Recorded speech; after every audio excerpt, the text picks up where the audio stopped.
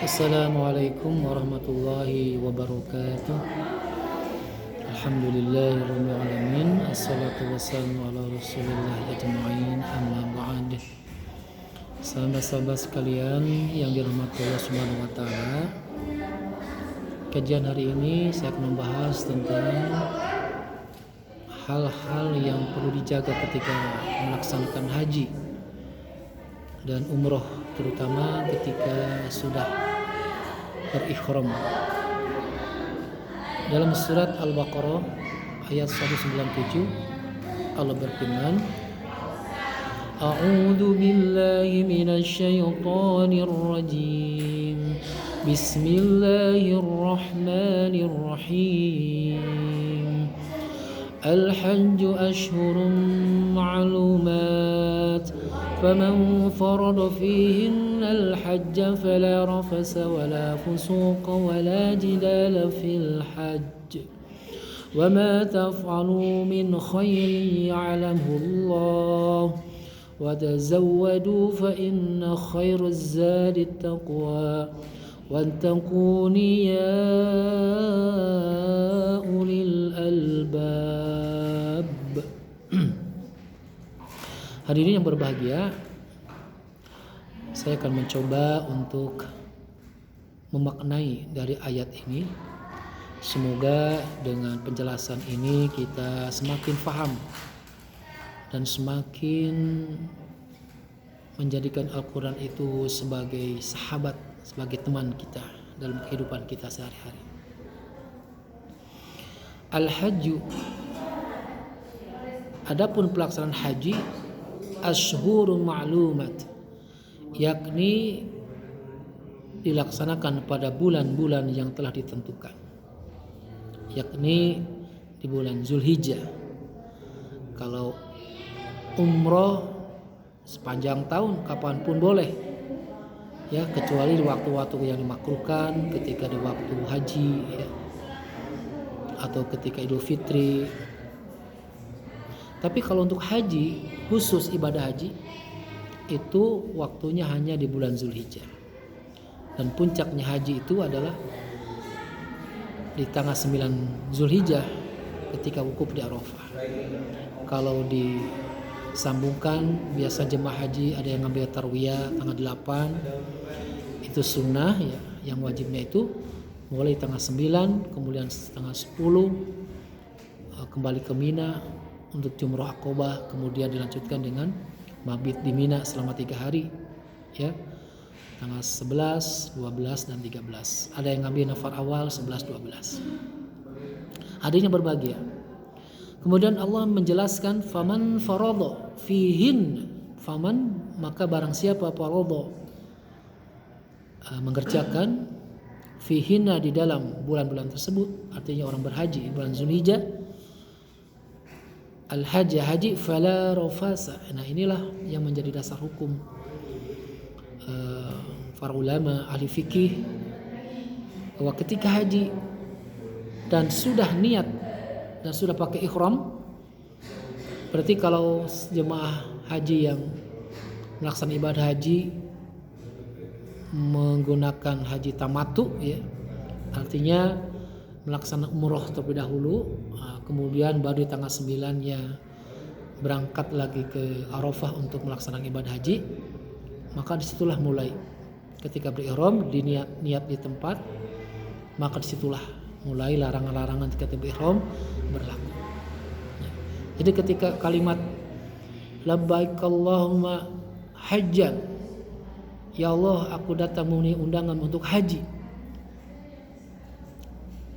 Nah, berarti disitulah udah mulai niat. Berarti harus menjaga larang-larangannya. Pertama, dalam surat Al-Baqarah ayat 197 ini, fala rafasa, maka tidak ada rafas. Rafas ini kalimat-kalimat atau hal-hal atau perilaku yang jorok, ya, terutama dalam hal hubungan suami istri. Ini harus menjadi sebuah hal yang kita tinggalkan, jangan dilakukan, sebab secara fikih kalau kita melaksanakannya berarti itu akan mendapatkan dam atau denda. Perkataan, ya, tindak laku kita, perilaku kita itu harus dijaga ketika berihram. Dan ini kan sebenarnya menjadi sebuah tarbiyah, sebuah pendidikan ketika haji supaya kita ini menjadi orang yang senantiasa ingat kepada Allah. Kan haji itu untuk membangun, memperkuat bangunan tauhid kita, keyakinan kita kepada Allah Subhanahu wa taala. Nah, diuji oleh Allah dengan larangan-larangan ini. Bagi orang yang yakin pada Allah tidak akan berat untuk meninggalkan rafas tadi ya. Karena apa? Karena tunduk taat kepada Allah Subhanahu wa taala. Dan tentu hal ini bukan hanya ketika haji, tapi menjadi hikmah ketika kita pulang ke tanah air. Kemudian fala fusuq, dan jangan juga berlaku fasik. Fasik ini maksiat, sesuatu yang dilarang oleh Allah Subhanahu wa taala, baik perkataan, penglihatan, pendengaran, perilaku kita, kadang hati kita. Ya. Contohnya apa? Contohnya fasik ini bisa mencuri, menzalimi, atau amalan hati. Amalan hati seperti ghibah, membicarakan aib orang. Nauzubillah min dzalik. Ketika kita berihram itu harus dijaga. Maka saling mengingatkan, sebab sekali kita melakukan larangan ini berarti kita termasuk yang kena dam. Karena termasuk wajib haji ketika kita harus meninggalkan hal yang dilarang ketika berihram. Wala jidala, dan juga tidak boleh melakukan jidal. Jidal itu marah gitu, emosi, kemudian berbantah-bantahan, memfitnah, bertengkar, apalagi berkelahi. Itu tidak boleh dalam ketika berihram, dan ini sebenarnya pelajaran bagi orang yang nanti hajinya mabrur akan menjaga dari hal-hal tersebut, menjaga lisannya jangan sampai ada yang tersakiti. Masya Allah. Kepada istrinya semakin baik, kepada anak-anaknya, pada tetangga, pada semuanya. Sebab hanya sebagai awal, ya, sebagai perjuangan, sebagai tarbiyah, pendidikan. Wa ma taf'alu, dan apapun yang kau kerjakan, kata Allah, min khairin, dari kebaikan. Artinya kalau kita melakukan kebaikan, ya'lamhu, maka taulah baginya, yaitu orang yang melakukan kebaikan tadi, Allahu Allah. Jadi Allah Maha tahu dengan kebaikan kita. Maksudnya apa? Maksudnya kalau konteksnya haji, apa yang kita lakukan walaupun tersembunyi, apa yang kita rasakan walaupun tidak ada yang tahu manusia, tapi Allah Maha tahu. Tidak ada tempat yang luput dari pandangan pengawasan Allah Subhanahu wa taala. Wa tazawwadu, maka berpekallah kalian, fa inna khair zadi, karena sesungguhnya yang paling baik bekal untuk haji at-taqwa, taqwa. Jadi nggak usah banyak-banyak makanan maya, sudah disiapkan oleh pemerintah, oleh panitia, oleh travel. Tapi ternyata yang paling harus kita siapi adalah apa? Yaitu bekal takwa. Harus jadi bekal takwa. Takwa itu kan takut, ya. Takut bukan berarti takut menghindar, justru takut itu semakin dekat kepada Allah Subhanahu wa taala. Wattaquni, maka bertakwalah kalian, ya ulil albab, wahai orang-orang yang memiliki akal. Ini menjadi sebuah penutup dalam ayat ini, bahwa kalau kita termasuk orang yang punya akal, artinya yang kita dewasa, nah berarti kita harus jadi orang yang bertakwa. Ternyata haji yang paling utama bekalnya apa? Takwa.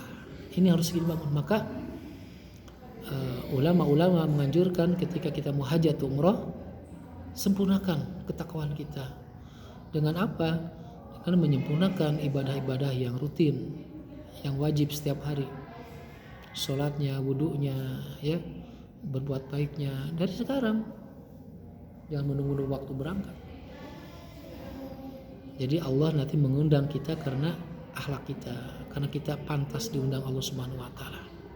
Sehingga selesai haji ataupun umrah, kita mendapatkan sebuah pahala yang terbesar, balasan terbesar ilal jannah, kecuali jannah. Bagi orang yang tidak ada pahala balasan terbaik bagi orang mabrur hajinya ilal jannah, kecuali jannah, artinya surga. Mudah-mudahan bermanfaat. Terima kasih. Assalamualaikum warahmatullahi wabarakatuh.